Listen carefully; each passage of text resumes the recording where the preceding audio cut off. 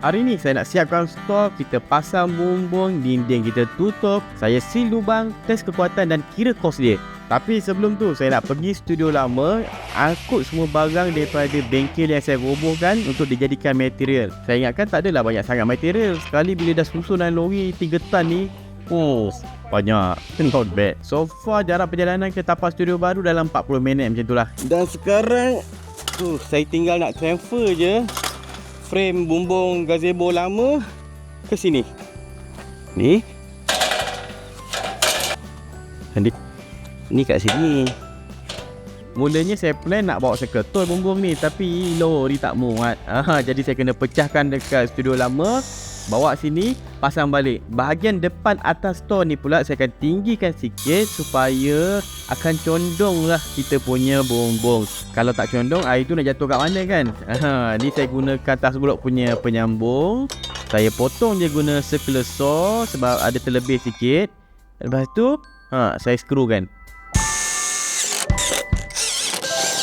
Ni first part untuk bumbung ni, dia ada macam tapak dia. Letakkan dulu. Ya. Hands.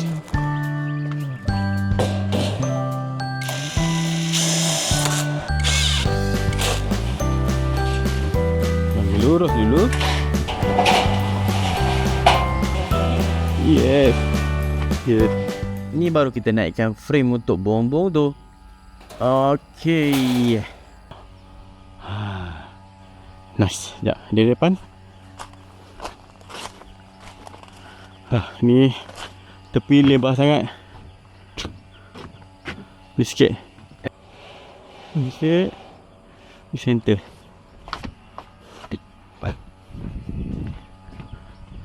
Ni bumbung tepi sini. Tepi sini.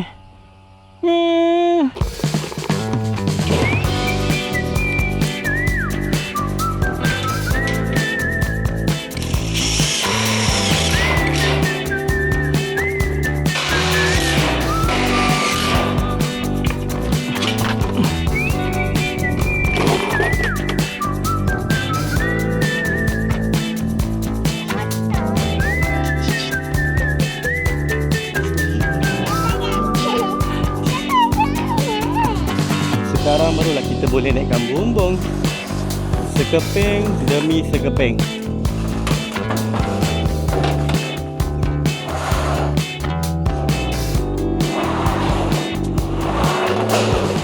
Masa pasang bumbung ni kita akan tahu kita punya frame ni square ke tak square. Kalau tak square kan, yang depan ni kita pasang macam straight, tapi bila kat belakang kita nampak dia membengkok. Time tu lah nak merepairnya banyak kerja. Jadi masa buat frame bumbung ni, pastikan dia betul-betul square. Square ni maksudnya setiap bucu tu 90 darjah lah.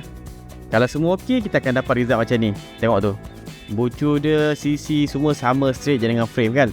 Cuma korang boleh nampak yang hujung zinc tu terlebih sikit je daripada saya punya frame. Patutnya kita nak lebih sikit lagi supaya kalau air jatuh nanti dia boleh masuk ke gutter, tak pergi ke frame. Saya punya jadi pendek sebab kat gazebo lama zinc ni belakang sikit, sebab kat depan ni saya guna untuk sambung ke bengkel. Yang ada 3 lubang ni saya akan gunakan cement board. Kita akan layer daripada bawah lah. Bawah, atas. Cement board sana. Wah.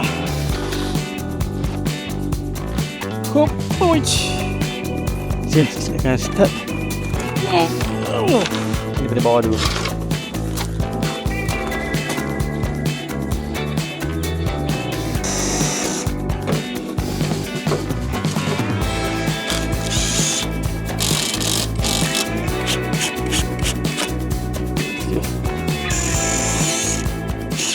Untuk mudah pasang cement board ni, cara saya akan clampkan cement board dekat atas cement board yang bawah tu dulu. Lepas tu overlap sisi sebelah supaya menutupi skru kat bawah. Then baru kita skru atas. Skru pula jangan terlalu ketat, nanti cement board pecah. Bila dah settle ujung ni, ujung sana tu kita ke bawah sikit dan skru balik. Kalau ada part cement board yang kita kena potong sikit, kita boleh gunakan receipt saw ataupun saya gunakan hacksaw macam ni. Dia jorok kat sini. Kita akan pergi dekat lubang yang kita nak. Saya tarik je, potong macam tu. Kalau pakai grinder boleh, tapi akan banyak abuk lah. Saya prefer gunakan pisau ataupun gergaji kasar. Sekejap. Ini saya kikir sikit sebab saya nak potong bawah tu. Tak perlu habis pun. Rasa dah macam dalam sikit, kita tolak. Kan cantik tu. Okey, panel yang paling atas pula.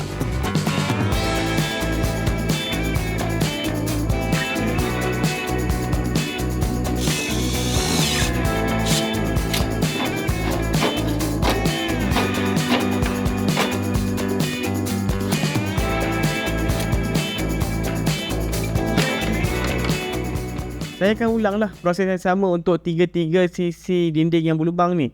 Settle. Alright, kita tengok dalam dia. Cement board ni saya untuk cover luar je tau. Untuk dalam saya akan letak OSB ataupun plywood nanti. Lubang-lubang ni saya akan jadikan intake udara dan ada exhaust untuk buang udara. Saya tak nak dalam ni lembab, nanti barang rosak. Sekarang untuk pintu. Saya guna pintu bengkel yang lama je.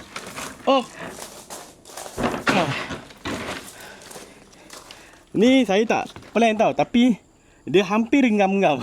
Mungkin saya kena adjust pintu ni sikit je. Kat sini. Kalau bengkel saya sebelum ni ada 2 pintu yang dikuatkan. Sekarang saya nak guna satu je pintu tu. Axle dia letak tepi sini. Cuma ada ruang sikit sini, ruang sikit sini. Ataupun pintu ni saya ingat saya nak rapat macam ni lah. Bukan center sangat. Saya nak rapat ke tepi.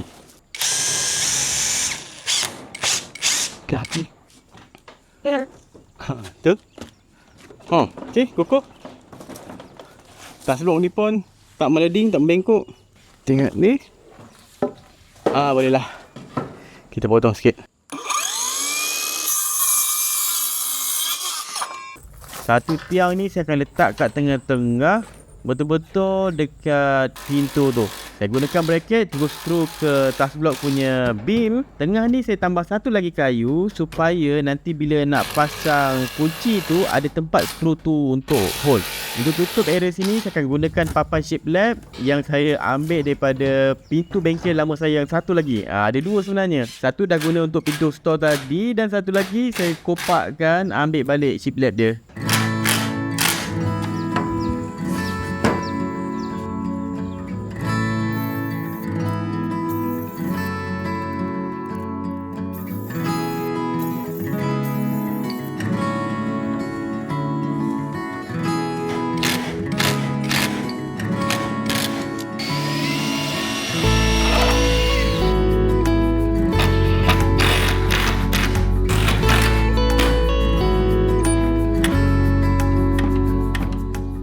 Ni sementara saya tunggu pihak sponsor video ni datang. Saya repair kejap deck ni sebab lama dah terbiar, habis berkopak semua. Brand yang sponsor video ni adalah VTech. Macam-macam gam dia orang bagi untuk saya try. Ni untuk bumbung. Ini silicone sealant high performance. Gam kayu. Ni super glue. Puji banyak ni, tak tahu habis tak habis guna. Kita ada gam epoxy jenis putty. Banyak. Ini gam epoxy jenis liquid. Ini dalam ni apa ni, banyaknya silicone sealant, modify silicone, macam-macam lah. First saya nak try diorang punya pure form ni. Saya nak seal semua tepi-tepi lubang kat cement board. Saya nak elak biar datang masuk, kena terpias hujan ke apa. Nak guna senang, kita goncang-goncang, lepas tu pastikan kepala kat bawah, baru kita tekan. Macam ni. Bila settle semua ni, saya rasa saya tunggu tak sampai 20 minit, dah keras. Satu lagi saya nak try diorang punya modified silicone sealant. Ni boleh tahan lama berhujan panas dan yang paling penting kita boleh cat. Saya nak seal semua celah ni supaya binatang ataupun air susah nak masuk. Saya kemaskan. Okey, dekat bawah sekeliling store ni semua saya buat bagi seal. Nanti kalau air hujan dari luar tak adalah masuk ke dalam. Ni ada lebih kembang ni. Kita boleh potong saja.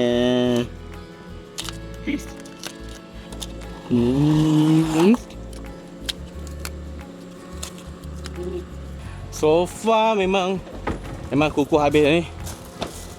Memang sangat-sangat kukuh. Saya tak risau dah.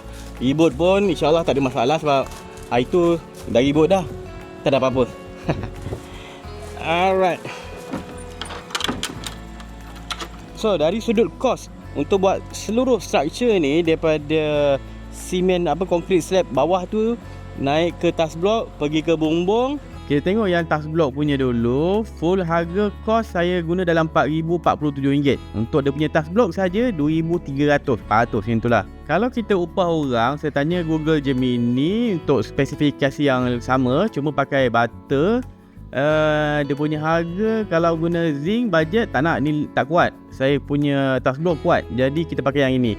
Dalam RM5,500 ke RM7,500 bajet. Untuk siapkan pula dalam 7 ke 10 hari. Yang task block tadi saya rasa 3 hari saya boleh siap sebenarnya kalau tak buat video. Mungkin ada yang kata, lah kalau DIY bukan cakap task block, guna batu lagi jimat. Ya, kalau guna batu lagi jimat, tapi bagi saya kurang relevan, kurang praktikal untuk orang DIY.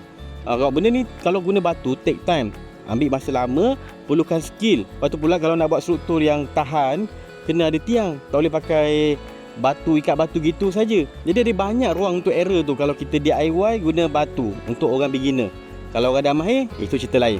So tu je, saya harap saya punya perkongsian ni bermanfaat. Jangan lupa follow Berani Buat, subscribe sekali. Kalau nak support Fasa 3, pergi ke beranibuat.com/Fasa 3. Jumpa dalam next video. Saya Wan Syafiq. Assalamualaikum.